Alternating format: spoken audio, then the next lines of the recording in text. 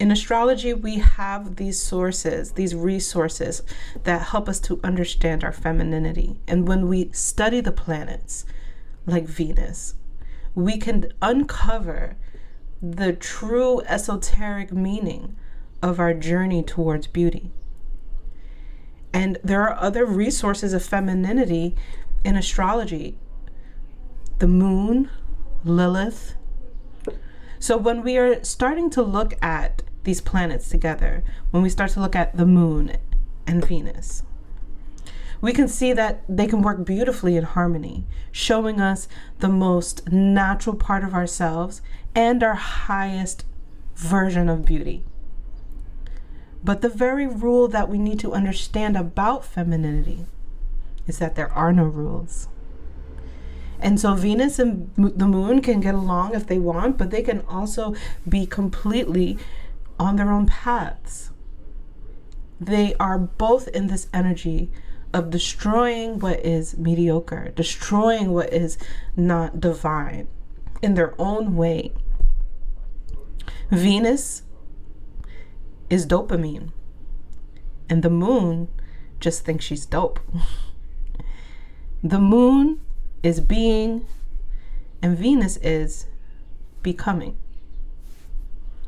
So with this understanding, we can now walk into understanding that being one-sided actually leads us more into our masculinity.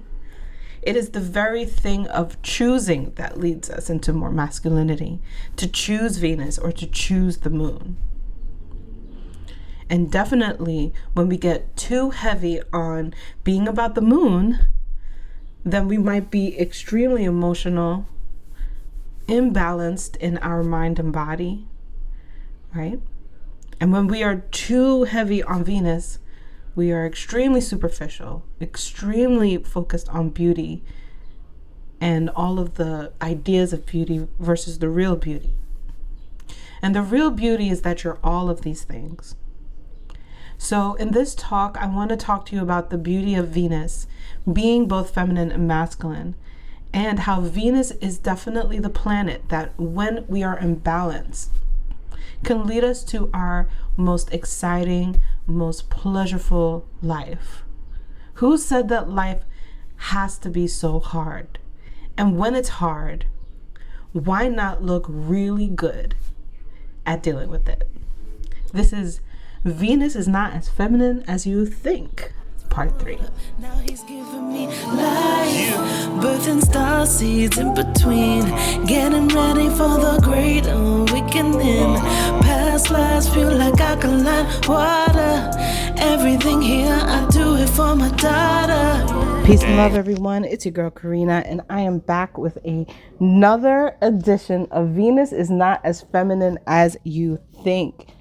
Now, I was not expecting to do another one, but the more that I go on my own journey, the more that I have to unveil more things about Venus.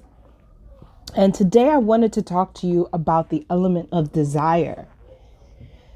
This is so important in understanding the masculine and feminine energies that reside in Venus. And if you're needing more breakdowns as to why Venus is masculine and feminine and how she portrays the masculine and feminine energies, check out part 1 and part 2 of these series, because it will really break it down for you in a way that I can't do it for you right now. Okay? Because what I want to do is build on these ideas. So you have to meet me halfway first in understanding why is it I see Venus as both masculine and feminine, okay? Now, we want to talk today about certain aspects of Venus that show up in physical manifestation in relationships. Some of these aspects of Venus are the gold digger, the stripper, the sex worker, okay?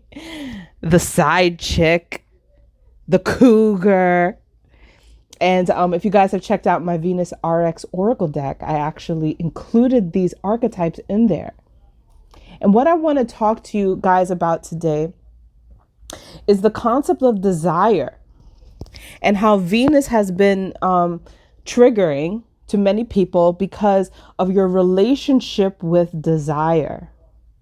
And here's the thing about desire. It's very scary and threatening to people who feel insecure. And typically where we find insecurity are from our Venus ruled zodiac sign, which is 70% Taurus and 30% Libra, roughly. In the sense that Taurus is really where we find our self-worth and our self-value and self-esteem. But in Libra, Venus is secondary ruler and more sophisticated energy of the zodiac when it comes to Venus. With Libra, we can still discover that we're still chasing after certain things. We're still trying to attract certain things. And if we do it blindly, we still might be triggered with our Libra placements. So we understand through the astrology that Venus represents a idea of self-worth.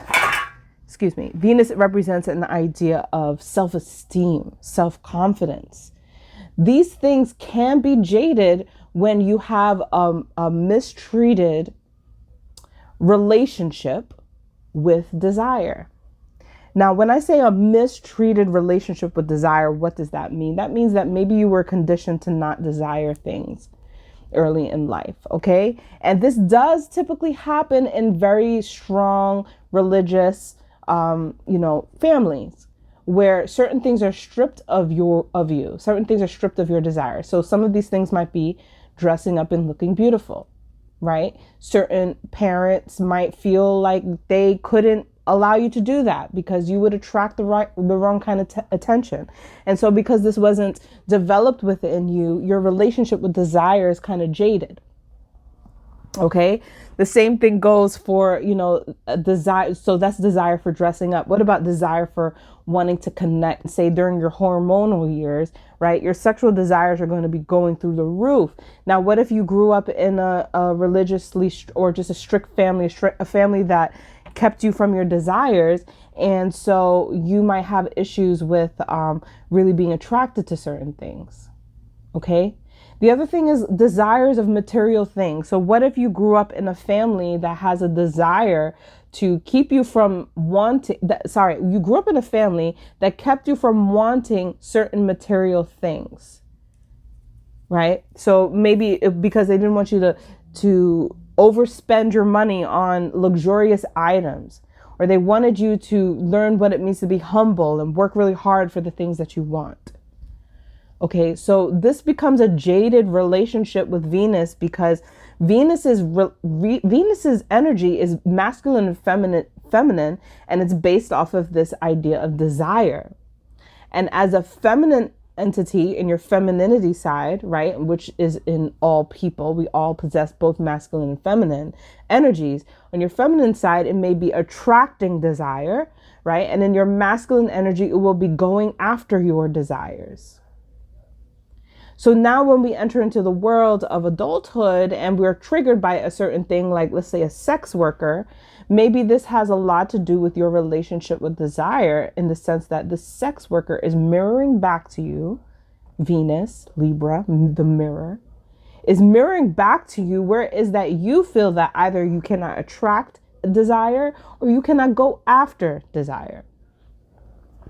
If you're in a situation where maybe you are dealing with somebody who maybe has cheated on you or who has a desire for someone else, maybe they haven't cheated on you, but maybe some people might say mentally they have, depending on how you look at it. But the idea is that there's a third party situation where your partner is eyeing or desiring somebody else. That also was a reflection based off of your Venus mirror of the idea and principalities that this person is reflecting back to you, a trigger of your own inability to either desire things or attract desire.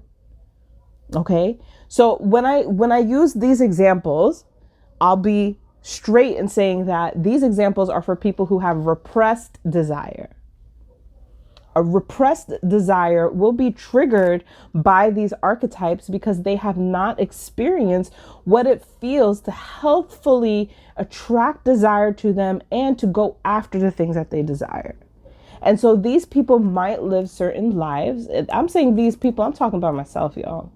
I've lived this life, okay? Being a Venus RX person. I've lived this life even without the Venus RX. I've just lived this life. And so I speak from experience, and I'm telling you that people who do not have a healthy relationship with desire lose their ability to understand their creative powers to manifest anything that they want, because they've been shamed in thinking that what they desire is not good for them, is not healthy for them. Venus is not as feminine as you think, because sometimes you have to go after what you desire. And you can use Venus to do this. Okay. So for the people who have dealt with repression, right, you have to look at certain parts of your lifestyle where you may be overcompensating for the repression of desire.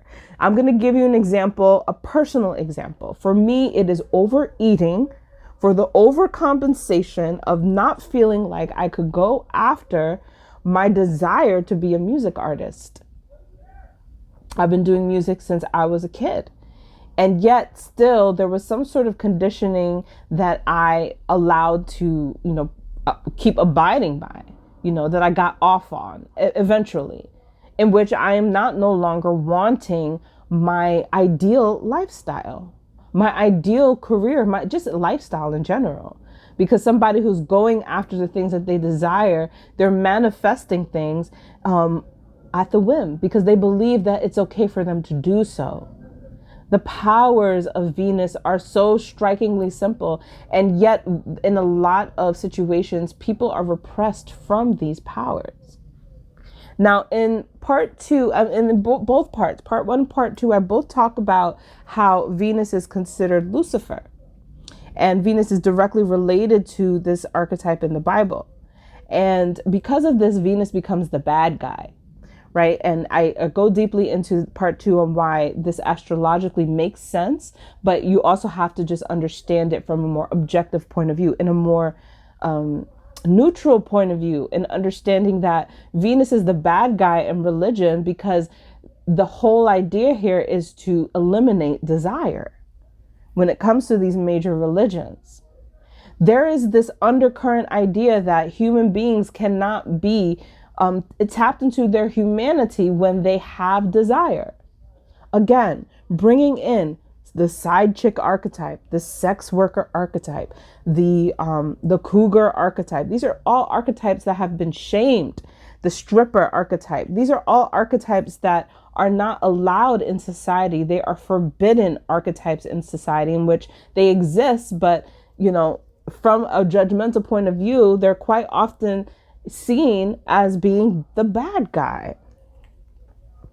And because I think this has a lot to do with the relationship of Venus being Lucifer in the Bible, and the sense that the desire, right, to maybe want to have sex with somebody is a bad thing. Okay. And so this repression of desire has created the overcompensation of looking at these people and entitling them to be these things, entitling them to be bad, and to have a title in the first place, as for instance, a gold digger. Right. So the question is that does a gold digger really exist? Or is this an archetype for the overcompensation, right, of desire due to the repression of desire? Meaning that somebody saw Venus Lucifer as the bad guy. And so they see somebody who wants to have money. And because they were conditioned in their life to not have to want money, to not want material things and luxury things, because it's all part of this, world of sensualization and over-sexed world that you're not supposed to be a part of, right? So now you have this relationship with money and wanting the material things that you want. Like, let's say you just want a really nice car. You have a relationship with this where you're not allowed to want it because it's bad. It's the bad guy. And now you may judge somebody who does want money, and you're overcompensating for desire by judging somebody and calling them a gold digger. And this is how Venus, the bad guy, works. And it's due to this undercurrent belief that us as humankind cannot tap into our humanity when we tap into our desires. But on the contrary, as you can see, it is the very repression of desire that continues to overcompensate and create these archetypes, these judgments upon people for being who they are. And so it is actually the repression of desire that separates humans from their humanity. It is the repression of desire that separates human from their humanity. Because part of the human experience is the very experience of having desire and knowing how you get it. And knowing how you get it. And because of this, Venus has been used in a way in which we chase, right? Or we repress, right?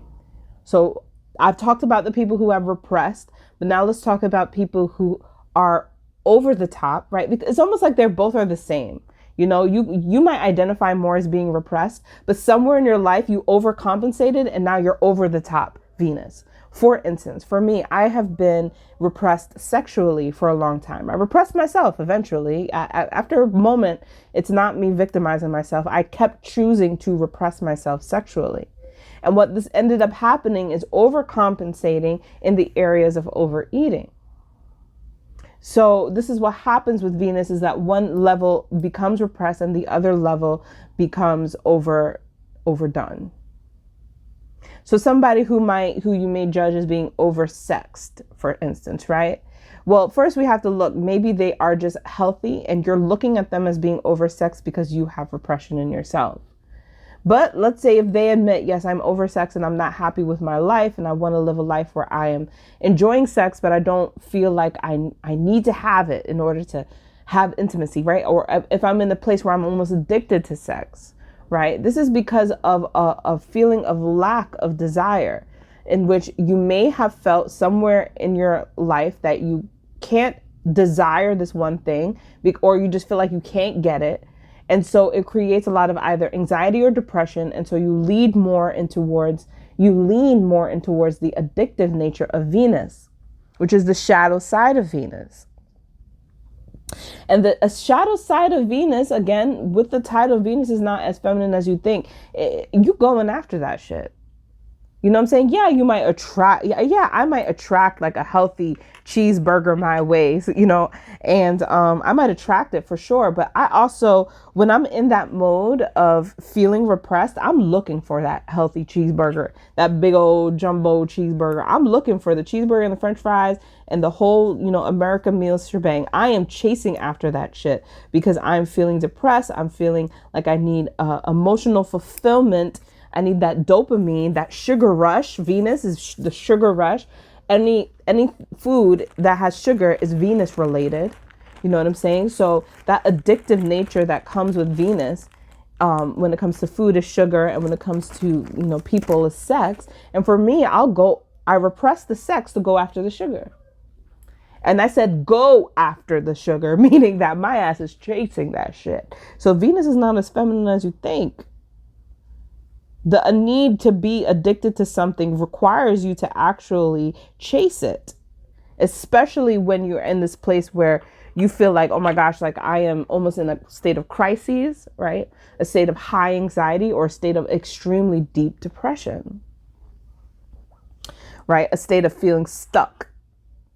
Now, this idea of stagnancy and stuck is also Venus related. It comes from Taurus energy, as Taurus is a fixed energy. And in Taurus's most dominant, powerful place, a fixed energy actually is radical in the sense that it's like, I'm not budging. I'm staying right here. I'm growing my garden. Ain't nobody going to come in and mess with my garden. My garden is going to stay right here and I'm going to water it until it grows. And that's the beautiful dominant energy of Taurus. But what ends up happening is the shadow energy of Taurus, which is just as beautiful, but it's still, you know, not as pretty. It's beautiful, but it's not pretty. Is the energy of I'm staying here and I can't get out. I'm stuck and I'm stagnant and I can't move. I'm so fixed and I can't budge. This is also a Venus related trait. And I do feel like this may be the more feminine aspects of Venus in the sense of being stuck in a certain state. Okay, so desire, lack of desire will leave you stuck. And when the truth is that it's a part of the human experience to come here in this physical body, this temple that you have, to be tapped into your godliness and to say, I desire this, and see how powerful you are in manifesting it, how fast it comes or how much longer it takes. But it is the desire itself that you will never stop having until the day that you leave this physical manifestation, right? This third dimension, this matrix. Desire is an ultimate key in being a human. And at the same time, it is one of the things that has been the most repressed.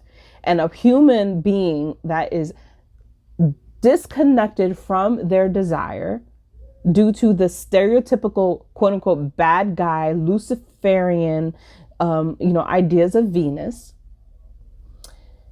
They're a person that is supposed to be desired, but they're not allowed to desire. It's like a car with a full tank of gas sitting in the driveway, not going anywhere. And this is why we create and have these human beings who are moving like zombies. I was one of them, moving like zombies from job to job, trying to get people to, trying to get these, these very arrogant, racist bosses to like my ass. Trying to do everything in the freaking world to show that I'm a great worker, and being very disappointed when I still get the same paycheck as everybody else. I still get the same orders as everybody else. I'm not seen as any better, but I was chasing after their affection. I was chasing after my boss's affection. When the truth is that I was actually detached from my own desire to go out and create my own career and to be my own entrepreneur and to guide my own way of life. And until I did that, I was pretty miserable. And even in the path of being an entrepreneur, the conditioning is still so strong. So I was still repressing myself for my own desires, still taking backseat roads, backway roads, side roads around this way, sideway ways in which to get it. So it's just making me think of the side chick, in which in a lot of ways, the emblem or the theme of a side chick, right, of somebody who's going after a side chick, is that you're taking like a sideway route. You're taking a side road instead of a direct road. Now, look, if you take a side road and it's a shortcut, then I'm not going to judge you. But here, the idea is that these archetypes aren't real. A side chick isn't real. They're not real. None of this shit is real. What's real is the repression or the overcompensation of your Venus. And you're either over attracting or over chasing something that you don't really want because you don't think that you can get the thing that you actually want. So yeah, Venus is the bad guy regardless, y'all. Venus is Lucifer, the bad guy regardless. She's going to shine, and she's going to try to shine as bright as the sun. Right? This is why Venus is the diamond in the sky. Because she can shine, yo. Venus can shine. She'll shine whether you are healthy with your Venus or you're not. Either way, it's going to show. Either way, it's going to shine. Because either way, you're chasing that shit. And that is why Venus is not as feminine as you think. Thank you for tuning in to part 3. Definitely check out parts 1 and 2 if you haven't, and I'll see you guys next time. Peace and love. Bad guy, and certain practices of human behavior have conditioned people to suppress desire. I want to show you how even within the contorted turbulence that occurs in culture, in heavy religious culture, how the preservation of how to manifest still exists and has been preserved. The preservation of how to manifest. Because I said that religions actually repress your need for desire. Now, there is this art of letting go. There is this art of knowing that you want something, that you desire something, and then detaching from it. That I'm learning as I go that this is a very important part of manifestation. So once you have overcome and you're willing and ready to meet your desire and to go after your desire with your Venus, you're going to have to learn how to detach from it at the same time. And being in this space of knowing, being in this space of knowing that it's coming, knowing that you had the desire and it's on its way, and moving on and detaching. And so even in the controversy of major religions, the preservation of this detachment has been, as I said, preserved. So it doesn't matter which route you take. You can be in a part of these religions or not, and you still can tap into your creative power for manifestation. And I really, I'll be honest, I'm talking about this specifically because I want to also talk about rejection. And part of my journey in desire has been in trying to avoid rejection. Now, rejection is a beautiful thing and is a major part of the Venus process. Because with rejection, you are given more opportunity to tap into what you really desire. To tap into what you really desire. When somebody says no, right, and they kick you out, they ban you out, they outcast you, you might turn to your Lilith and try to overtake them. You have sovereignty to do whichever you'd like to do. But I want to just bring to you this aha moment that I've had when it comes to my avoidance of rejection for so long and my now dealing with it now that I'm going after what I desire. And what I've discovered is that rejection is a beautiful gift because all it does is enhance my desire. And in that moment, when somebody says, no, you can't have this, and I recognize, damn, but I really, really want it, is the place where I have a chance to healthfully say, and it's okay that you want it. It's okay that you want it. Now, we have more options here. Some of those options might be to chase again. Some of those options might be to rest and relax and detach and allow the manifestation of your desire through the experience of rejection to still take its place. The thing about rejection that hurts Venus so much is that it strikes her confidence.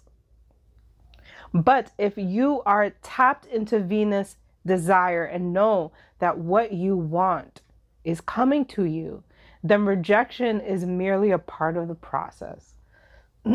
It's a part of the process of testing how bad you want it. Right? Now you have the option to chase or to relax. And you'll know based off of your own Venus energy, based off of your own just internal guidance between mind and body on which direction you want to operate and take. Now you might say to yourself, if I chase this, I'm not going to get it. If I rest, I'm not going to get it. Depending on who you are, you have to continuously look at the fact that your relationship with desire is what's being tested. And basically, it doesn't matter which way you take. Which is the funny thing about Venus, because it rules over Libra's indecisiveness, and which is like, which way do I take? If only Libra knew that it doesn't matter which way that you take, Libra. You could take either freaking way. As long as you desire it and say it's okay for me to desire it, the manifestation will happen. There is no right or wrong way to get what you want. It's just about going the way you want to go. That's Venus. Venus is your pleasures. Some of us pleasure ourselves in chasing. Some of us pleasure ourselves in attracting. Why not try both? There is no right or wrong way. It's only the way of your utmost desire. And if you continue to stay in the place of your pleasures, desire may come to you faster than you realize. So if chasing is pleasurable for you, then chase with your Venus. If attracting and resting is powerful for you and pleasurable for you, pleasurable, not powerful, pleasurable for you, then attract with resting, with detaching. Sometimes you might need to do one or the other.